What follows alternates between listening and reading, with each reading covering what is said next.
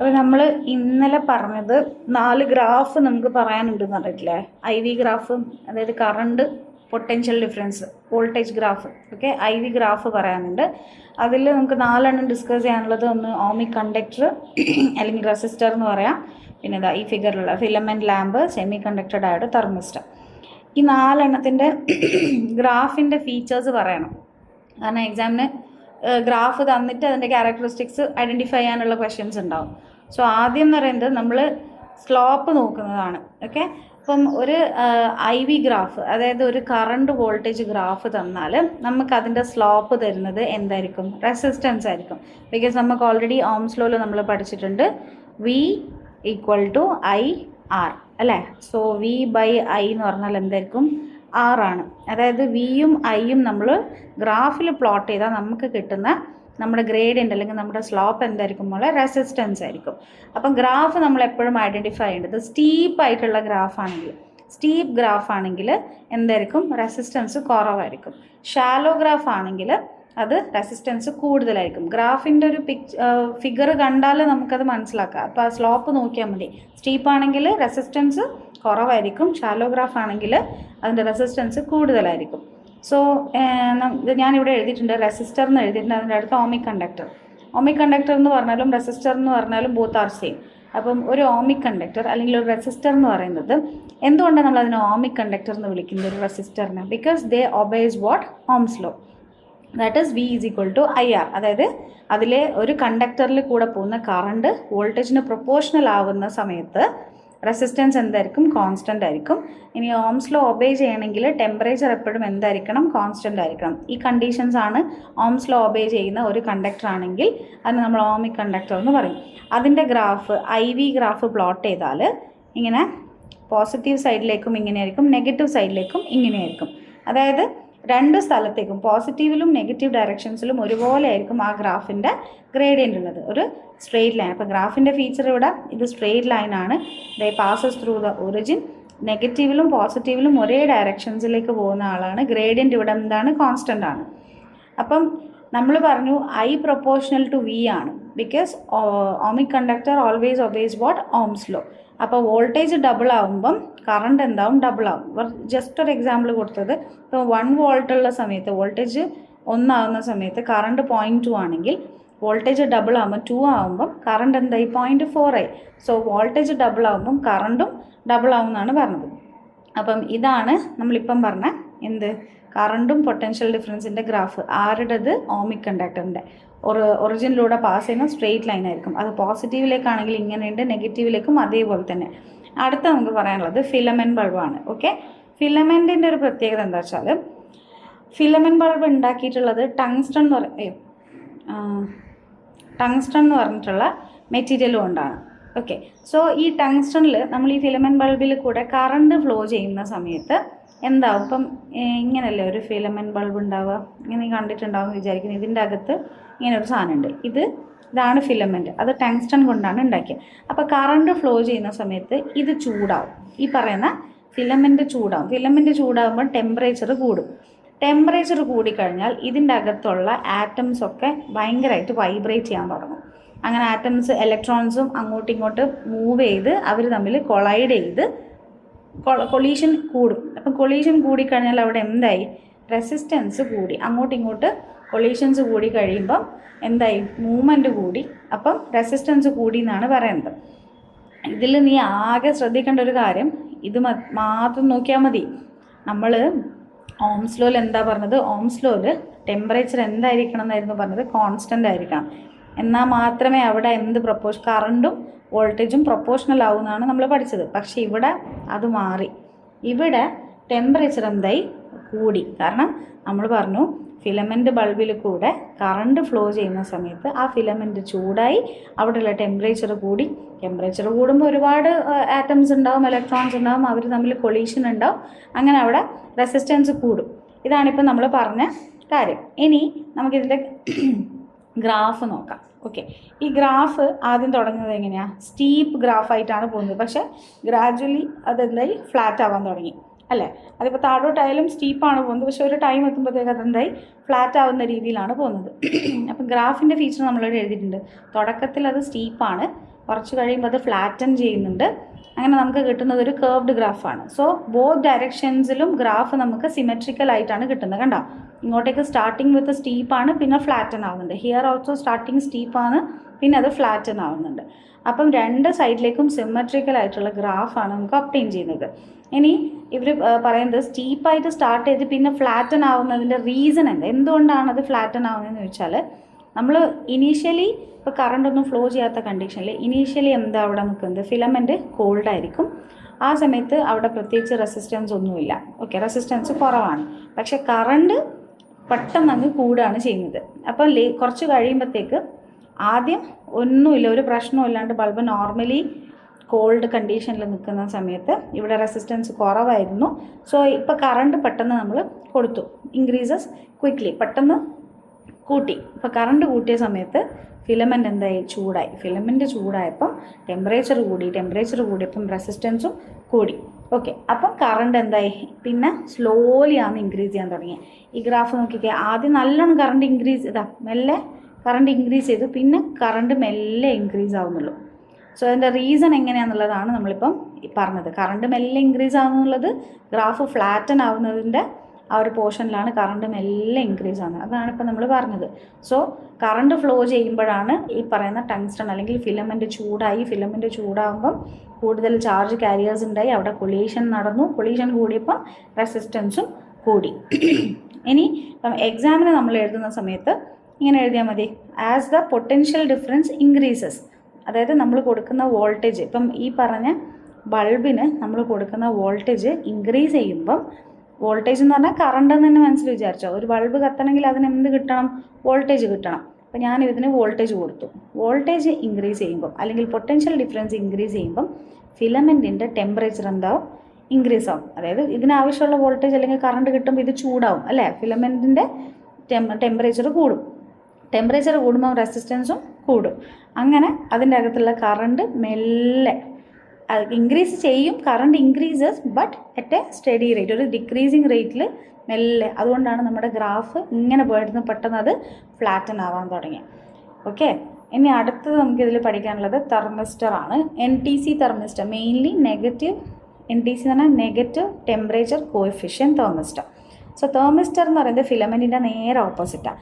ഫിലമെൻറ്റിൽ നമ്മൾ പറഞ്ഞത് എന്താ, ടെമ്പറേച്ചർ കൂടി, റെസിസ്റ്റൻസും കൂടി, കറണ്ട് കൂടുന്നുണ്ട്, പക്ഷെ ഒരു മെല്ലെ ചെറിയ റേറ്റിൽ. അതാണ് ഫിലമെൻറ്റിൻ്റെ കണ്ടീഷൻ. പക്ഷെ NTCയിലേക്ക് വരുമ്പം ടെമ്പറേച്ചർ കൂടും, പക്ഷെ റെസിസ്റ്റൻസ് കുറയും. ഫിലമെൻറ്റിൻ്റെ എന്താണോ നീ പഠിച്ചത് അതിൻ്റെ നേരെ ഓപ്പോസിറ്റാണ് തെർമിസ്റ്ററിലേക്ക് വരുമ്പോൾ ഉള്ളത്. അത്ര ആലോചിച്ചാൽ മതി. സോ ഇവിടെ as the temperature increases resistance decreases ആണ് കണ്ടീഷൻ. ഇനി ഇതിൻ്റെ റീസൺ പറഞ്ഞുതരാം. വൈ എന്ന് പറഞ്ഞാൽ, നമ്മൾ ചൂടാക്കുമ്പോൾ ഹീറ്റിങ്ങിൽ നമുക്കറിയാം, ഇപ്പം ടെമ്പറേച്ചർ കൂടുമ്പം കൂടുതൽ ചാർജ് കാരിയേഴ്സ് ഉണ്ടാവും. ചാർജ് കാരിയേഴ്സ് കാരണം അവിടെ റെസിസ്റ്റൻസ് കുറയും. ഇപ്പം ഒരുപാട് ചാർജ് കാരിയേഴ്സ് ഉണ്ടായിക്കഴിഞ്ഞാൽ നമുക്ക് മൂവ് ചെയ്യാനുള്ള ഇലക്ട്രോൺസിൻ്റെ എണ്ണം കൂടി. കുറേ ഇലക്ട്രോൺസ് മൂവ് ചെയ്യുമ്പം കുറേ കറണ്ട് ഉണ്ടാവും. ലാർജർ കറണ്ട് എന്ന് പറയുമ്പം ലോവർ റെസിസ്റ്റൻസ് ആയിരിക്കും.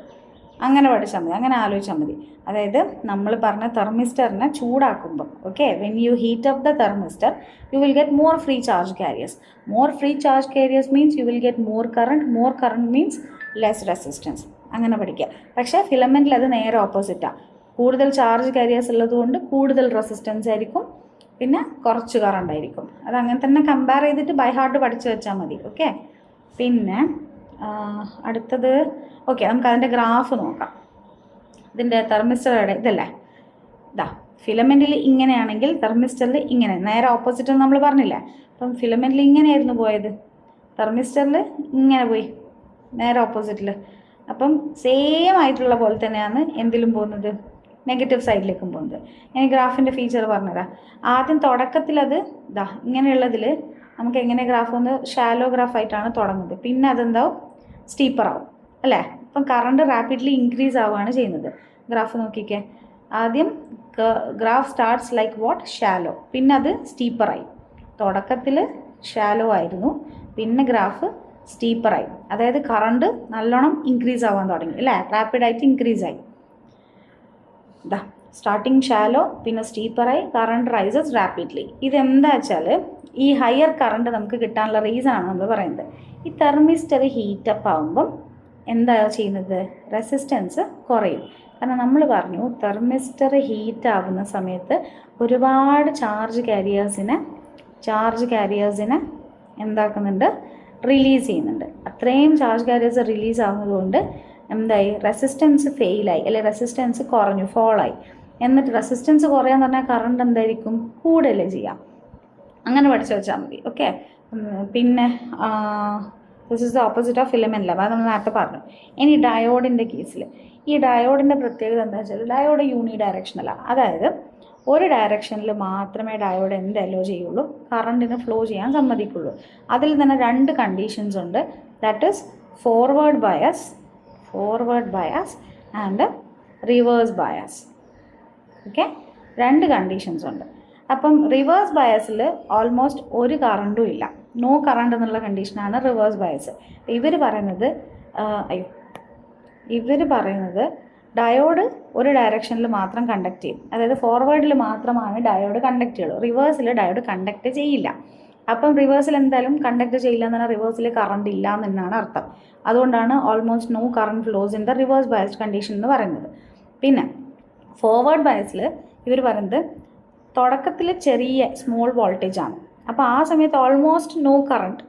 ഓക്കെ, കുറച്ച് കഴിഞ്ഞാൽ ഒരു 0.6 ഒരു 0.7 വോൾട്ടേജ് ഒക്കെ കഴിയുമ്പോഴത്തേക്ക് കറണ്ട് റാപ്പിഡ്ലി ഇൻക്രീസ് ആവുമെന്നാണ് പറയുന്നത്. ഇപ്പം ഞാൻ എടുക്കുന്നത് ഒരു സിലിക്കണിൻ്റെ ഡയോഡാണെന്ന് വിചാരിച്ചു. ഡയോഡ് പല മെറ്റീരിയൽസിനെ കൊണ്ട് ഉണ്ടാക്കും. ജർമാനിയം ഡയോഡ് ഉണ്ട്, പിന്നെ സിലിക്കൺ ഡയോഡ് ഉണ്ട്. ഇപ്പം ജർമാനിയത്തിൻ്റെ ഒരു ത്രെഷോൾഡ് വോൾട്ടേജ് ഉണ്ട്, അപ്പം സിലിക്കണിന് ഒരു പ്രത്യേക ത്രെഷോൾഡ് വോൾട്ടേജ് ഉണ്ട്. ത്രെഷോൾഡ് വോൾട്ടേജ് എന്ന് പറഞ്ഞാൽ ആ പർട്ടിക്കുലർ വോൾട്ടേജിലാണ് ഈ പറഞ്ഞ സിലിക്കണൊക്കെ നല്ല രീതിയിൽ കറണ്ട് കണ്ടക്ട് ചെയ്യുക. അപ്പോൾ സിലിക്കണിൻ്റെ ത്രെഷോൾഡ് വോൾട്ടേജ് 0.6 0.7 വോൾട്ടേജിൻ്റെ ഉള്ളിലാണ്. 0.7 വോൾട്ടേജ് തന്നെ പഠിച്ചോ. ഓക്കെ, അതായത് ഇപ്പം ഫോർ എക്സാമ്പിൾ ഞാനിപ്പോൾ ഒരു ഡയോഡ് എടുത്തു, ഇതാണ് ഡയോഡിൻ്റെ symbol. Okay, this is a silicon diode. അപ്പോൾ ഇതിന് ഞാനിപ്പം ഒരു ബാറ്ററി ആയിട്ട് കണക്ട് ചെയ്തെന്ന് വിചാരിക്കും. വോൾട്ടേജ് ഇനീഷ്യലി ഞാൻ വോൾട്ടേജ് കൊടുത്താൽ അതങ്ങനെ നല്ലോണം കണ്ടക്ട് ചെയ്യില്ല.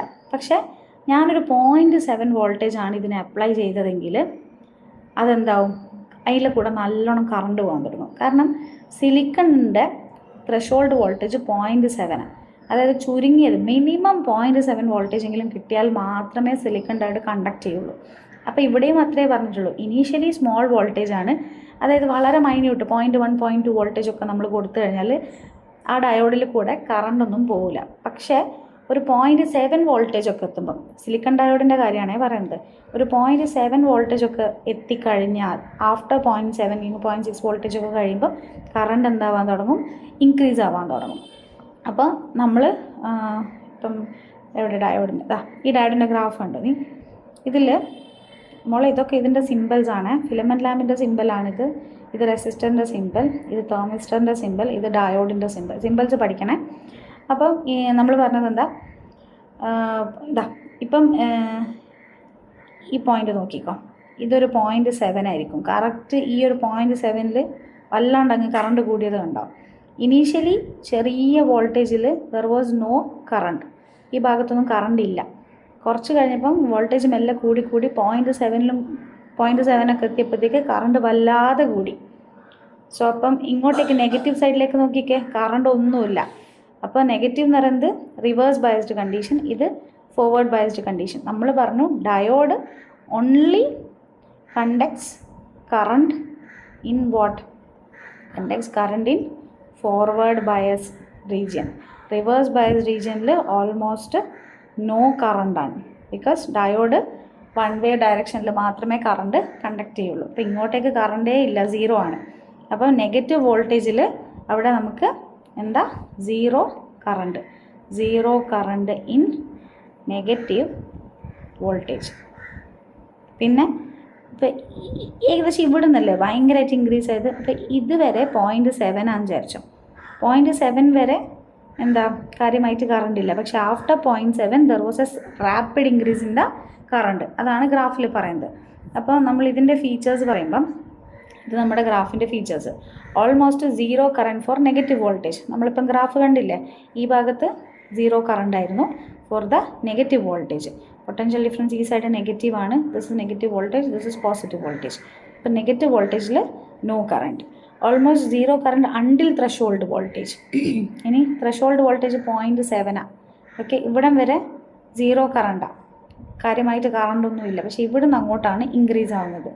ആഫ്റ്റർ ത്രഷോൾഡ് 0.7 ശേഷം ആഫ്റ്റർ ത്രഷോൾഡ് വോൾട്ടേജ് കറണ്ട് ഷാർപ്പായിട്ട് ഇൻക്രീസ് ആവുന്നുണ്ട്. ഓക്കെ, സോ ഡയോഡ് എങ്ങനെയാണ് കണ്ടക്ട് ചെയ്യുന്നത്? Diode only conducts when it is forward biased and the potential difference should be more than threshold voltage. അപ്പോൾ ഇതാണ് ആ 4 ഗ്രാഫിൻ്റെ ഫീച്ചേഴ്സ്.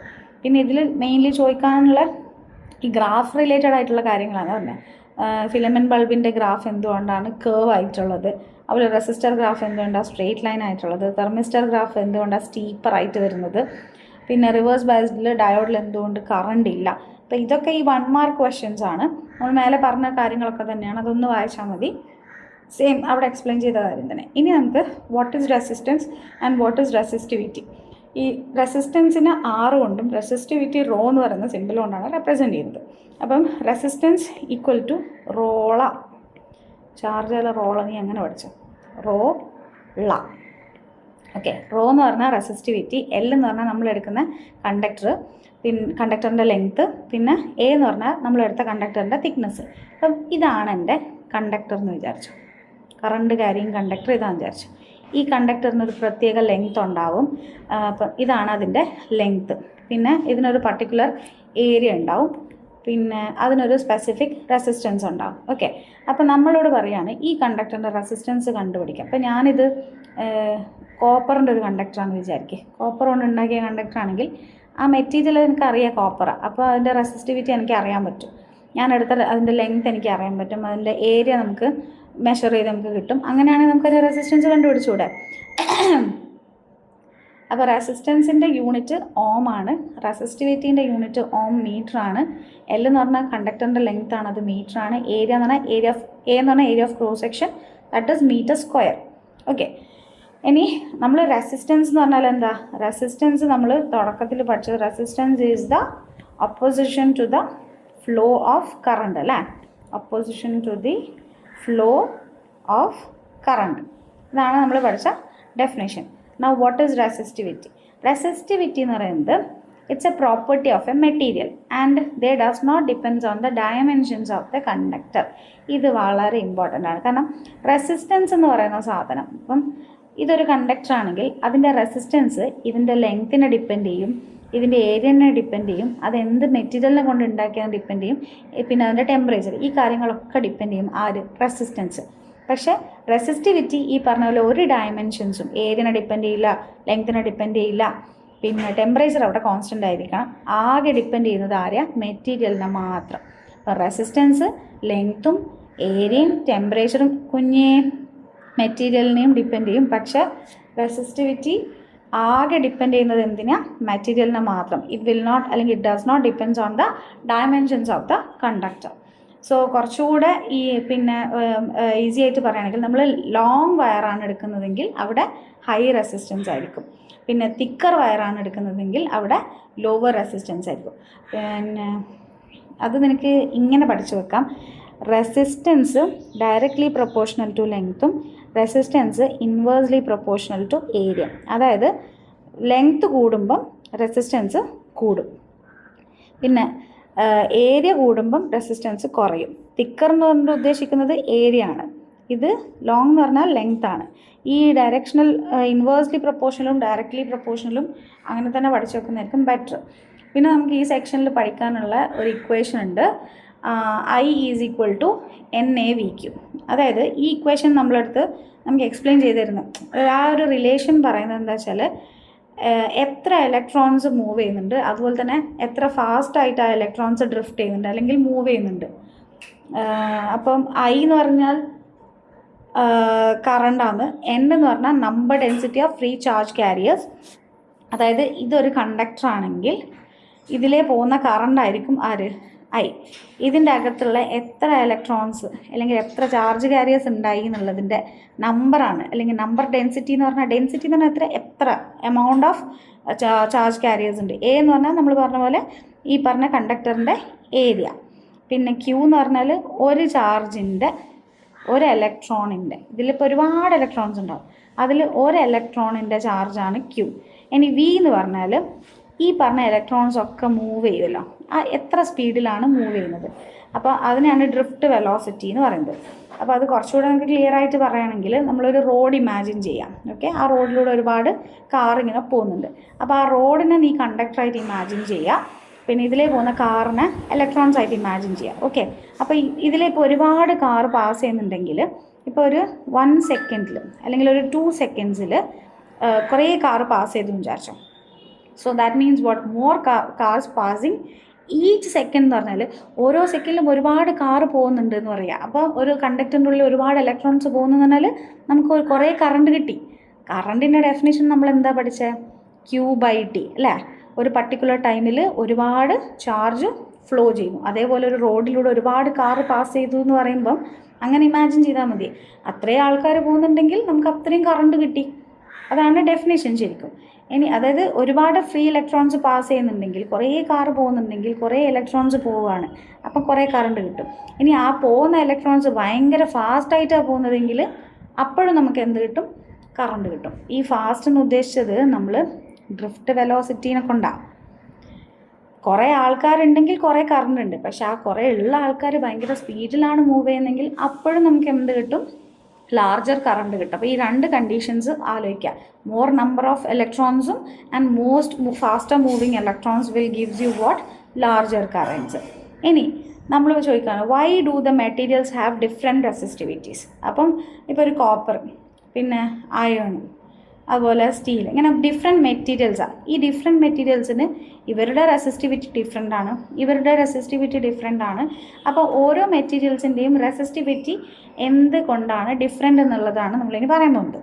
അപ്പോൾ ഡിഫറെൻറ്റ് മെറ്റീരിയൽസിൽ, കാരണം കോപ്പറിൽ ഡിഫറെൻറ്റ് നമ്പർ ഓഫ് ഇലക്ട്രോൺസ് ആയിരിക്കും, അയണിൽ ഡിഫറെൻറ്റ് നമ്പർ ഓഫ് ഇലക്ട്രോൺസ് ആയിരിക്കും. പിന്നെ കോപ്പറിലുള്ള ഇലക്ട്രോൺസിൻ്റെ മൂവ്മെൻറ്റ് അല്ലെങ്കിൽ അതിൽ കൂടെയുള്ള ഡ്രിഫ്റ്റ് വെലോസിറ്റി, അതിലെ കൂടെ പോകുന്ന ആൾക്കാരുടെ സ്പീഡ് ഡിഫറെൻ്റ് ആയിരിക്കും. അയണിലുള്ള നമ്പർ ഓഫ് ഇലക്ട്രോൺസും ഡിഫറെൻ്റ് ആയിരിക്കും, അവർ പോകുന്ന സ്പീഡ് ഡിഫറെൻ്റ് ആയിരിക്കും. അപ്പം പല മെറ്റീരിയൽസിന് എന്തുകൊണ്ടാണ് പല റെസിസ്റ്റിവിറ്റി എന്ന് ചോദിച്ചാൽ നമ്മൾ പറയേണ്ടത്, പല മെറ്റീരിയലുള്ളത് പല നമ്പർ ഓഫ് ഇലക്ട്രോൺസ് ആയിരിക്കും. ആ പല നമ്പർ ഓഫ് ഇലക്ട്രോൺസ് ഡിഫറെൻറ്റ് സ്പീഡിലായിരിക്കും ഡ്രിഫ്റ്റ് ചെയ്യുന്നത്. അതുകൊണ്ടാണ് ഡിഫറെൻറ്റ് മെറ്റീരിയൽസിന് എന്തുള്ളത് മോളെ? ഡിഫറെൻറ്റ് റെസിസ്റ്റിവിറ്റീസ് ഉള്ളത്. അപ്പോൾ ഈ രണ്ട് റീസൺ കാരണമാണ് ഡിഫറെൻറ്റ് മെറ്റീരിയൽസിന് ഡിഫറെൻറ്റ് റെസിസ്റ്റിവിറ്റി ഉള്ളത്. ഓക്കെ, അപ്പം ഇങ്ങനെ എക്സാമിന് ഒരു 3 മാർക്സ് ക്വസ്റ്റ്യനിൽ use the equation I = NaVQ to explain why different materials have wide range of resistivities എന്ന് പറഞ്ഞാൽ നമ്മളിപ്പം പറഞ്ഞ കാരണങ്ങൾ തന്നെ. ഈ പറഞ്ഞ ഇക്വേഷനിൽ കറണ്ട് ആരൊക്കെ ഡിപ്പെൻഡ് ചെയ്യുന്നത്? നമ്പർ ഡെൻസിറ്റി, അതായത് എത്ര നമ്പർ ഓഫ് ചാർജ് ക്യാരിയേഴ്സ് ഉണ്ട്, അതുപോലെ തന്നെ അവർ എത്ര സ്പീഡിൽ പോകുന്നുണ്ട്. ഈ രണ്ട് കാര്യത്തിനാണ് ആര് ഡിപ്പെൻഡ് ചെയ്യുന്നത്? കറണ്ട്. I എന്ന് പറയുന്ന ഇക്വേഷൻ അല്ലേ, അപ്പം കറണ്ട് രണ്ട് കാര്യങ്ങളാണ് ഡിപ്പെൻഡ് ചെയ്യുന്നത്. I ഡിപ്പെൻഡ്സ് ഓൺ 2 തിങ്സ്, ഒന്ന് എന്നിനെ കൊണ്ടും ഒന്ന് വിയും. എത്ര നമ്പർ ഓഫ് ആൾക്കാർ, അത്ര ആൾക്കാർ എത്ര സ്പീഡിൽ പോകുന്നു. Okay, metals have high number of free electrons. അതായത് ഇപ്പം നമ്മളൊരു മെറ്റൽ, നമ്മളെ അടുത്ത് ഇപ്പോൾ പല മെറ്റീരിയൽസ് ഉണ്ട്, അതിലിപ്പം നമ്മൾ മെറ്റലിനെടുത്തു, മെറ്റലിലാണ് ഏറ്റവും കൂടുതൽ ഫ്രീ ഇലക്ട്രോൺസ് ഉള്ളത്. അതുകൊണ്ട് തന്നെ അതിൽ ഒരുപാട് കറണ്ട് ഫ്ലോ ചെയ്യും. അപ്പം ലാർജ് കറണ്ട് ഫ്ലോ ചെയ്യുമ്പോൾ അവരുടെ റെസിസ്റ്റിവിറ്റി എന്തായിരിക്കും? കുറവായിരിക്കും. കറണ്ട് കൂടുതലാണെങ്കിൽ റെസിസ്റ്റിവിറ്റി കുറവായിരിക്കും മെറ്റൽസിന്. ഇനി ഇൻസുലേറ്റേഴ്സിൻ്റെ കേസ് എടുത്താൽ, ഇൻസുലേറ്ററിൽ ചാർജ് കാരിയേഴ്സ് എന്തായിരിക്കും? കുറവായിരിക്കും. ചാർജ് കാരിയേഴ്സ് കുറവാണെങ്കിൽ കറണ്ട് എന്തായിരിക്കും? കുറവായിരിക്കും. കറണ്ട് കുറവാകുമ്പോൾ റെസിസ്റ്റിവിറ്റി കൂടുതലായിരിക്കും. അപ്പം difference in the number of free charge careers and how easily they move, എത്ര സ്പീഡിൽ അവർ മൂവ് ചെയ്യുന്നു എന്നുള്ളതാണ് റെസിസ്റ്റിവിറ്റിനെ ഡിസൈഡ് ചെയ്യുന്ന ഫാക്ടേഴ്സ്. ഓക്കെ, അപ്പോൾ ഈ പോയിൻറ്റ്സ് ആലോചിച്ച് വെച്ചാൽ മതി. ഇങ്ങനെയായിരിക്കും ചോദിക്കുക. 3 മാർക്സിൽ ഈ പറഞ്ഞ പോയിൻറ്റ്സ് എല്ലാം ഉണ്ടായിരിക്കണം. ഇനി പൊട്ടൻഷ്യൽ. ഓക്കെ, ഇതിൽ ഇമ്പോർട്ടൻ്റ് ആയിട്ടുള്ള ഒരു സംഭവമാണ് potential along A uniform current carrying wire. Uniform current carrying wire എന്നാണ് പറയുന്നത്. ഇപ്പം ഇതൊരു യൂണിഫോം കറണ്ട് ക്യാരിയിങ് വയറാണെങ്കിൽ, യൂണിഫോം കൊണ്ട് ഉദ്ദേശിക്കുന്നത് അത് ഒരേ മെറ്റീരിയൽ കൊണ്ട് ഉണ്ടാക്കിയതായിരിക്കണം. ഒരു കോപ്പർ ആണെങ്കിൽ ഒരു മിക്സപ്പ് ഒന്നും പാടില്ല. ഒരൊറ്റ സ്ട്രെയിറ്റ് വയർ എന്ന് പറയുമ്പോൾ it made of same material, അതിൻ്റെ തിക്നെസ് സെയിം ആയിരിക്കണം ത്രൂ ഔട്ട്. അതായത് ഇവിടെ നിന്നുള്ള തിക്നെസ് തന്നെ ആയിരിക്കണം ഇങ്ങോളം ഉണ്ടാവേണ്ടത്. ഓക്കെ, അങ്ങനെയാണെങ്കിൽ ഓരോ സെക്ഷനിലും അതിൻ്റെ റെസിസ്റ്റൻസും എന്തായിരിക്കണം? സെയിം ആയിരിക്കണം. സോ യൂണിഫോം വയർ എന്നുകൊണ്ട് ഉദ്ദേശിക്കുന്നത് എന്താ? It should be made of same material, same thickness through out and same resistance per unit length. ഇതാണ് ഒരു യൂണിഫോം വയറിൻ്റെ എന്താ speciality. Okay, since current is same everywhere in the wire. അപ്പോൾ ഇങ്ങനെ ഒരു വയർ എടുത്തു കഴിഞ്ഞാൽ ഇവർ പറയുന്നത് ഓരോ പോർഷനിലും എന്താ മെറ്റീരിയൽ സെയിം ആണ്, ഏരിയ സെയിം ആണ്, റെസിസ്റ്റൻസ് സെയിം ആണ്. അങ്ങനെയാണെങ്കിൽ ഓരോ പോർഷനിൽ എത്തുന്നതിനുള്ള കറണ്ട് എന്തായിരിക്കും? സെയിം ആയിരിക്കും. ഓരോ ഈക്വൽ ലെങ്ത്തിലും ഈക്വൽ വോൾട്ടേജ് ഡ്രോപ്പാണ് ഉണ്ടാവുകയെന്നും പറയുന്നത്. So therefore potential decreases by equal എന്താ പൊട്ടൻഷ്യൽ ഈക്വൽ അതെന്താ എഴുതിനെ? ഒരു മിനിറ്റ് നോക്കട്ടെ, ഞാൻ എഴുതിയതെന്താ മിസ്റ്റേക്കാണ്. പൊട്ടൻഷ്യൽ therefore potential decreases by equal amount ആണ്, months എന്നാണ് എഴുതുന്നത്, equal amounts. Okay, therefore potential decreases by equal amounts as you move along the wire, giving a straight line graph of potential against distance.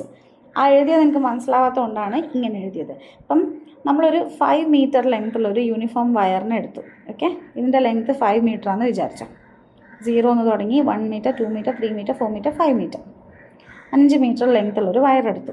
അപ്പോൾ അതിന് ഞാനൊരു 10 voltage battery ആയിട്ട് 10 voltage battery ആയിട്ട് connect ചെയ്തു. അപ്പോൾ 1 മീറ്റർ പോയപ്പം എവ്രി 1 മീറ്ററിൽ same resistance ആയിരിക്കും ഡ്രോപ്പ് ആവുന്നത്. അതായത് നമ്മളൊരു യൂണിഫോം വയറാണ് എടുത്തിട്ടുള്ളത്. ഓക്കെ, 5 മീറ്ററുള്ള യൂണിഫോം വയർ എടുത്തു. 10 വോൾട്ടേജ് നിന്നാണ് തുടങ്ങുന്നത്. അപ്പം 1 മീറ്റർ മൂവ് ചെയ്തപ്പം എത്ര വോൾട്ടേജ് ഡ്രോപ്പായി? 2 വോൾട്ടേജ് ഡ്രോപ്പായി. അപ്പോൾ ഇവിടെ എത്തുമ്പോഴത്തേക്ക് എത്രയായി? 10 കുറഞ്ഞ് 8 ആയി. ഇനി അടുത്ത 1 മീറ്റർ മൂവ് ചെയ്തപ്പം എഗെയിൻ 2 വോൾട്ടേജ് ഡ്രോപ്പായി. ഓക്കെ, അപ്പോൾ അതെന്താ? 8 കുറഞ്ഞ് 6 ആയി. ഇനി എഗെയിൻ ഒരു 2 മീറ്റർ മൂവ് ചെയ്തപ്പം 2 വോൾട്ടേജ് പിന്നെയും ഡ്രോപ്പായി. അതായത് 6 എന്തായി? 4 ആയി. അപ്പം ഓരോ മീറ്ററിലും എനിക്ക് എൻ്റെ വോൾട്ടേജ് ഡ്രോപ്പ് എത്രയാണ്? സെയിം അല്ലേ? സെയിമാണ് ഈച്ച്. അപ്പം ഇങ്ങനെ ലാസ്റ്റ് എത്തുമ്പോഴത്തേക്ക് 0 ആയി. ഓക്കെ, സ്റ്റാർട്ട് ചെയ്യുമ്പം 10 വോൾട്ടേജ് ആയിരുന്നു. അങ്ങനെ ഓരോ മീറ്ററിൽ മൂവ് ചെയ്യുന്ന സമയത്തും 2 വോൾട്ടേജ് ആയിട്ട് വോൾട്ടേജ് ഡ്രോപ്പ് നടക്കുന്നുണ്ട്. അപ്പം എവറി 1 മീറ്ററിൽ നമ്മൾ പറഞ്ഞു യൂണിഫോം വയർ ആയതുകൊണ്ട് സെയിം റെസിസ്റ്റൻസ് ആയിരിക്കും എല്ലാ സ്ഥലത്തും. അതുകൊണ്ട് തന്നെ അവിടെ ഉള്ള വോൾട്ടേജ് ഡ്രോപ്പ് എന്തായിരിക്കും? സെയിം ആയിരിക്കും. കണ്ടോ? 2 വോൾട്ടേജ്. അപ്പം നമ്മുടെ പൊട്ടൻഷ്യൽ തുടക്കത്തിൽ 10 ഉള്ള സാധനം കുറഞ്ഞ് 0 എത്തി. ഇവിടെ ഈവൻലി ആണ് ഡിക്രീസ് ചെയ്യുന്നത്. അതായത് ഒരു കറക്റ്റ് ഫിക്സഡ് എമൗണ്ട് കോൺസ്റ്റൻ്റ് ആയിട്ടാണ് പൊട്ടൻഷ്യൽ ഡിക്രീസ് ആവുന്നത്. അപ്പോൾ ഇങ്ങനെ നമ്മളൊരു വോൾട്ടേജിൻ്റെതും ഡിസ്റ്റൻസിൻ്റെയും ഗ്രാഫ് പ്ലോട്ട് ചെയ്തിട്ടുണ്ടെങ്കിൽ നമുക്ക് ഇങ്ങനത്തെ ഒരു സ്ട്രെയിറ്റ് ലൈനാണ് കിട്ടുക. ഇനി ഈ പറഞ്ഞ രീതിയിൽ നീ ഇതൊന്ന് വായിച്ച് നോക്കിക്കേ. ഇത് ഞാൻ ആദ്യം യൂണിഫോം വയർ എന്താണെന്ന് പറഞ്ഞതാണ്. മെറ്റീരിയൽ സെയിം ആണ്, തിക്നെസ് സെയിം ആണ്, റെസിസ്റ്റൻസ് സെയിം ആണ്. സോ ഇങ്ങനെയുള്ള ഒരാളുടെ അടുത്ത് കറണ്ട് ഫ്ലോ ചെയ്യുന്ന സമയത്ത് എല്ലാ സ്പോട്ടിലുള്ളയും കറണ്ട് സെയിം ആയിരിക്കും. ഓരോ ഈക്വൽ ലെങ്ത്തിലും വോൾട്ടേജ് ഡ്രോപ്പും സെയിം ആയിരിക്കും. അങ്ങനെ പൊട്ടൻഷ്യൽ ഓരോ ഈക്വൽ എമൗണ്ടിൽ പൊട്ടൻഷ്യൽ കുറഞ്ഞുകൊണ്ടേ നിൽക്കുന്നുണ്ട് as you move along the wire. നമ്മൾ ഒരു വയറിൻ്റെ തുടക്കത്തിൽ നിന്ന് ഇങ്ങനെ മൂവ് ചെയ്യാൻ തുടങ്ങുമ്പോഴത്തേക്ക് വോൾട്ടേജ് ഈക്വൽ എമൗണ്ടിൽ വോൾട്ടേജ് ഇങ്ങനെ ഡ്രോപ്പ് ആയിക്കൊണ്ടേയിരിക്കും എന്നാണ് പറയുന്നത്. അപ്പം നമ്മൾ പ്ലോട്ട് ചെയ്യുമ്പോൾ നമുക്കൊരു സ്ട്രെയിറ്റ് ലൈൻ ഇങ്ങനെ കിട്ടും. സോ ഒരു യൂണിഫോം കറണ്ട് ക്യാരിയിങ് വയറിലുള്ള പൊട്ടൻഷ്യലിനെ പറ്റി ചോദിച്ചിട്ടുണ്ടെങ്കിൽ ഇതാണ് എഴുതേണ്ടത്.